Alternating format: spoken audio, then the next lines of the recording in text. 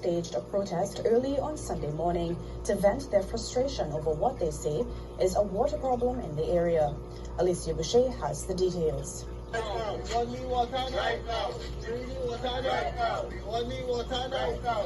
Voices in unison are breaking the expected early morning silence. Residents of Upper Canapa Road in Sangre Grande gathered at 6 a.m. on Sunday with placards in hand to send a message to the authorities. We ain't get water for a whole month and we pleading somebody here, we cry, we need water. The children can't go to school. Right now we have a preschool up the road that shut down, no water. Another resident, May5th, said a necessity such as cooking is a chore because of the lack of water. They called the situation untenable. The water workers are opening the valve, and due to the terrain which part we live in, it have about 4 hills before the water can even come close to the door. And then turning on the valve hard enough, and it causing a real problem in the life. Charles Castle has resided at Upper Canapa for the past 25 years.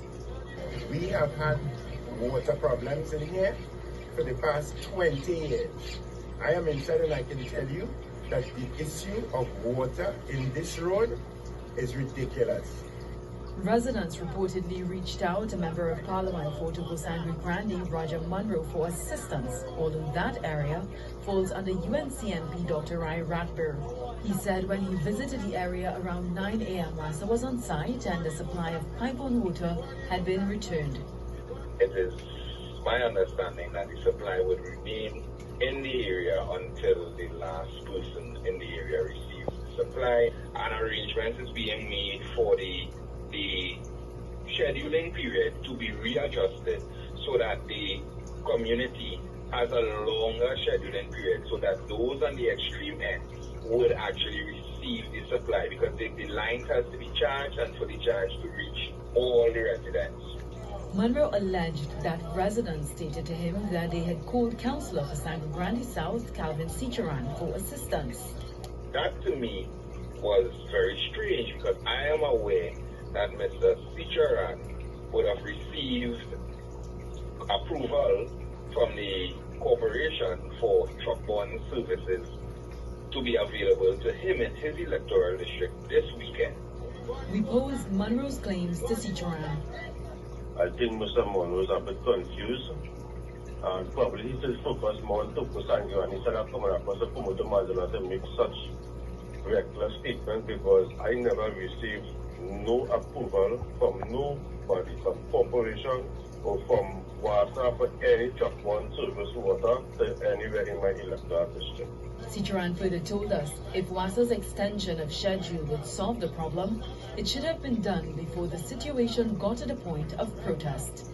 Alicia Boucher, TV6 News. The Sangre Grande South, Calvin Cicheran, is seeking to set the record straight. He says it is not the job of the Sangre Grande Regional Corporation to provide water to residents who receive a pipe-borne water supply from WASA, but it's rather a responsibility that falls to WASA. He tells us the corporation distributes truck-borne water to those who fall outside of that category. They cannot call WASA for a service. It would be unfair to them. And I think we have 15 or 16 areas in the region devoid of pipe-borne water. How many water tenders do you have? We have 2 water tenders that we made up. Another water tender with a treatment truck in Grande to facilitate the amount of requests. So basically 3 water tenders. However, we continue to experience daily breakdown with these water tenders because they are old vehicles. Cicheran claims that the corporation has not received a $750,000 allocation for contracted water services, despite numerous requests to the Ministry of Public Utilities for the funds. Truck-borne water for that area is supplied to the corporation by WASA through a filling bay at Ture. Recently, WASA would have locked off and put a lock on that facility down there also. We would have been having issues in filling the trucks.